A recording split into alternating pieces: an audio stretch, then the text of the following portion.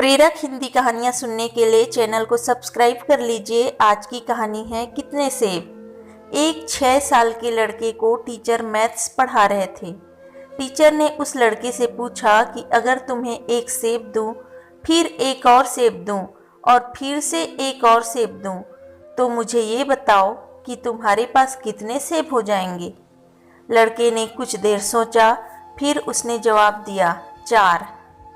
बच्चे के गलत जवाब की वजह से उसके टीचर थोड़े निराश हो जाते हैं। टीचर को ऐसा लगता है कि ये सवाल तो बहुत आसान है, फिर भी बच्चे ने उसका उत्तर सही नहीं दिया। लगता है बच्चे ने सही से सवाल सुना नहीं होगा।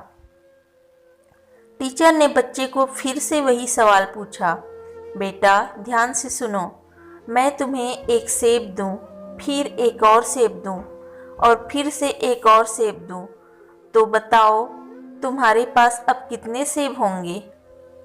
वो 6 साल का लड़का टीचर का चेहरा देखकर समझ गया था कि टीचर उसके जवाब से खुश नहीं है। वो अपनी उंगलियों से गिनने लगा और ऐसा सोच रहा था कि मैं ऐसा क्या उत्तर बताऊं जिससे टीचर खुश हो जाए। उस बच्चे के दिमाग में ये नहीं था कि उसका जवाब सही हो, बल्कि ये था कि मेरे टीचर मेरे जवाब से खुश हो जाए। बहुत सोचने के बाद लड़का बोला 4। बच्चे का जवाब सुनकर टीचर फिर से नाराज हो जाते हैं। टीचर को अब याद आता है कि बच्चे को संतरे ज़्यादा पसंद है। टीचर ऐसा सोचते हैं कि शायद इसे सेब पसंद ना हो और उसी वजह से ये अपना फोकस लूज कर रहा हो।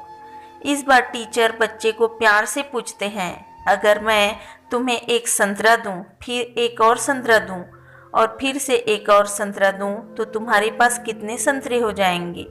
टीचर का चेहरा खुश देखकर वो लड़का भी खुश हो जाता है।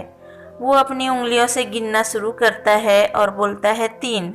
बच्चे का जवाब सुनकर उसके टीचर बहुत खुश हो जाते हैं। उन्हें ऐसा लगता है कि मेरा नया तरीका काम कर गया। टीचर को लगा कि अब ये लड़का समझ चुका है और वो अब इस तरह के किसी भी प्रश्न का उत्तर दे सकता है।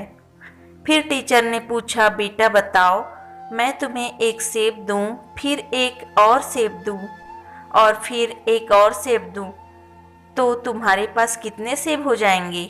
लड़के का पिछले जवाब सही था, इसलिए उसका कॉन्फिडेंस अब और भी बढ़ जाता है और वो बिना समय गंवाए जवाब दे देता है 4।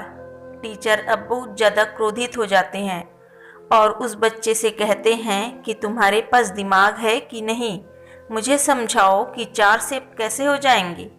टीचर का ये क्रोधित रूप देखकर बच्चा डर जाता है और रोते हुए बोलता है, क्योंकि मेरे पास बैग में पहले से ही एक सेब है।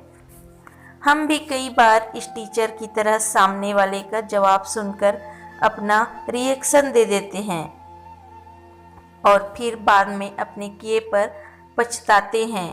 कई बार सामने वाले का जवाब हमारे हिसाब के मुताबिक नहीं होता है, तब हमें अपना रिएक्शन देने की बजाय उसे पूछ लेना चाहिए कि उसके जवाब देने के पीछे उसका क्या लॉजिक है। Thank you.